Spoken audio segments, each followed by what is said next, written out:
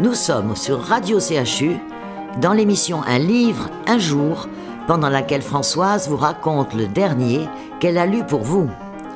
Il s'agit d'un roman écrit par Pierre Urmic et qui s'appelle Les pilleurs de glace. Pierre Savignal, le héros, employé de banque, mène une vie tranquille et heureuse en compagnie de Véronique, qu'il a rencontrée pendant un cocktail et qu'il a apprivoisée grâce à leur goût commun. Ils vivent ensemble depuis quelques années et parlent enfin de mariage lorsqu'une lettre arrive qui va tout chambouler. C'est une convocation pour se rendre au palais de justice. Il n'a aucune idée du motif de ce rendez-vous. En fait, il se retrouve devant une juge, Madame Bollary, qui n'a pas l'air très commode.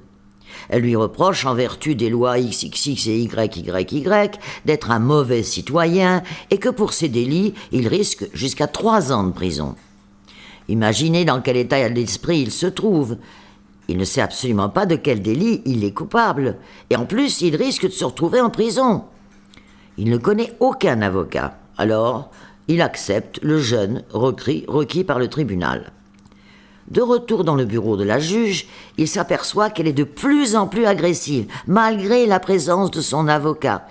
Et elle le condamne à la prison pour la nuit. Du moins, c'est ce qu'il espère. Il découvre avec stupeur les aléas de l'incarcération. Fouilles, suppression des papiers, etc., etc. Puis on le conduit dans une cellule où se trouve déjà un prisonnier, lequel, d'emblée, lui fait savoir qu'il doit dormir car lui ne supporte pas d'être dérangé dans son sommeil. Le lendemain, il découvre son compagnon qui a un visage très rond et des petits yeux, visiblement un étranger. Celui-ci se présente en excellent français. « Je m'appelle Ejnar et je viens du Grand Nord. »« Comment parlez-vous si bien français ?» lui demande Pierre. « Une grand-tante à moi parlait français et a tenu à nous l'apprendre lorsque nous étions enfants. C'est d'ailleurs pour cela que j'ai choisi la France, pour venir chercher du travail afin d'aider ma famille. » Après avoir décliné son nom et l'origine de ses connaissances, la conversation ne semble pas facile, surtout que Pierre est incapable d'expliquer la raison de sa présence en cellule. Et puis le roman s'emballe de façon très prenante.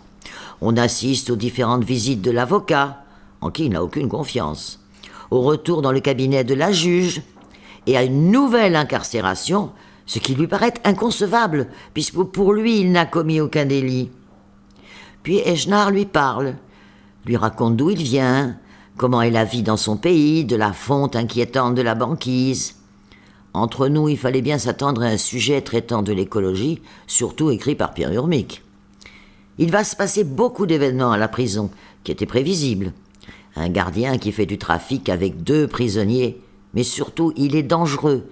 Et c'est Ejnar qui réglera l'affaire en s'opposant à ceux-ci et en menaçant le gardien.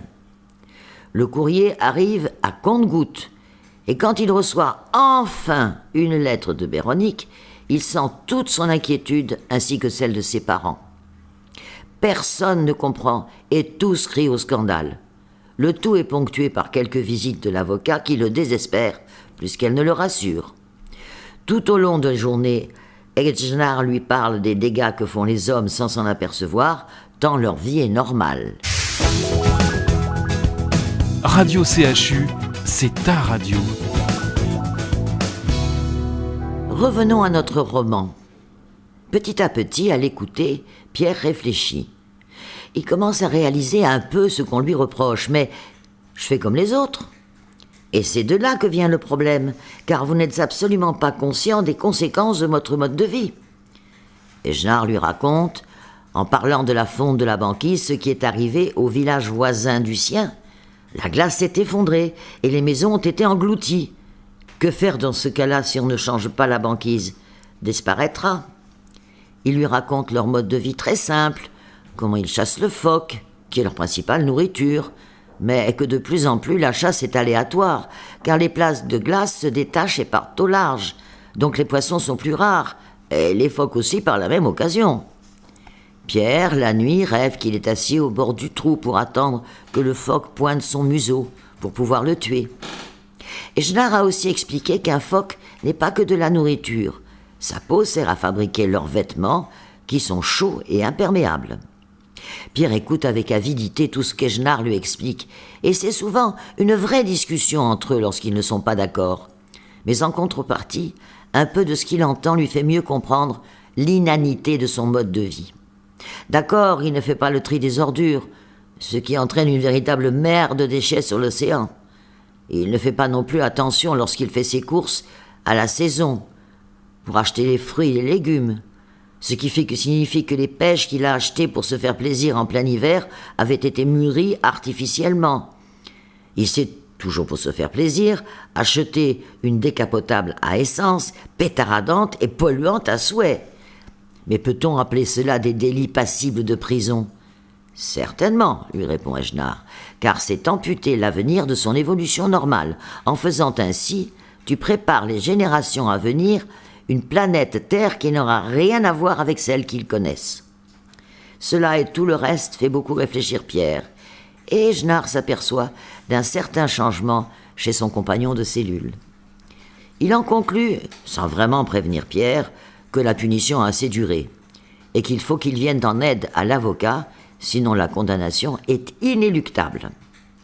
Après de légères magouilles, il obtient de faire de l'avocat de Pierre le sien aussi, puisqu'il a été emprisonné parce que sans papier, et que l'organisme qui s'occupe des étrangers n'a pas l'air pressé de mettre fin à la situation. Donc, il rencontre longuement l'avocat, et de retour à leur cellule, il est très satisfait de lui et de ses propositions.